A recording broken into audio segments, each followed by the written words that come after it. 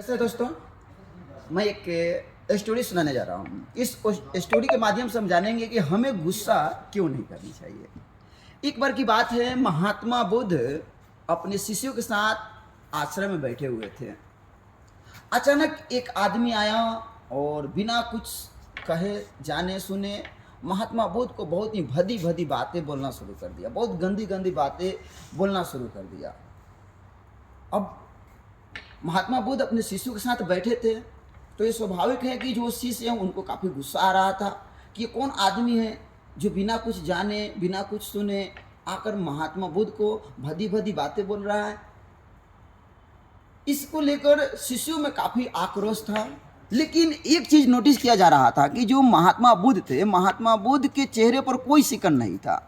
थोड़ी देर बाद देखा गया कि वह जो आदमी जो अजनबी था बिना कारण अकारण महात्मा बुद्ध को भदी भदी बातें बोल रहा था। वह चाह रहा था कि महात्मा बुद्ध आक्रोशित हो जाए, गुस्सा जाए, उसका मेन मोटो यही था। लेकिन महात्मा बुद्ध थोड़ा सा भी गुस्सा नहीं हुए। जब वो व्यक्ति अपना आपा को खोकर हार मान लिया और वहाँ से चला गया, तो वहाँ जो शिष्य थे रहा नहीं गया।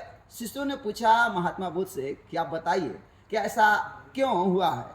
वो आदमी जिसके बारे में हम लोग कुछ जानते नहीं थे, वो आपके बारे में कुछ जानता नहीं था, आकर भदी भदी बातें बोला है और आप कुछ नहीं बोले हैं। हम लोग थोड़ा इशारा तो कर देते, हम लोग उसको कुछ बहुत कुछ कर देते।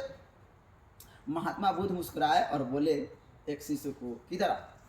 वो शिष्य करीब आया और बोला कि ऐसा काम करो, तो जाओ वहाँ से जो कपड़ा दिखाई दे रहा है उस कपड़ा को लेकर आओ।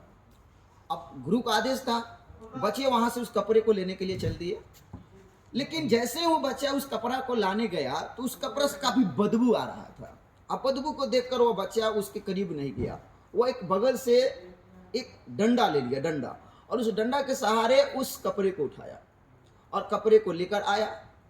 अब महात्मा बुद्ध ने वहां पर सवाल किया कि इस कपड़े को तुमने डंडे के सहारे से क्यों उठाया।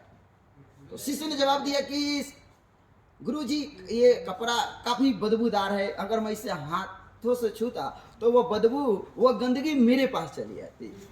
महात्मा बुद्ध मुस्कुराए और बोले, यही तो लॉजिक है।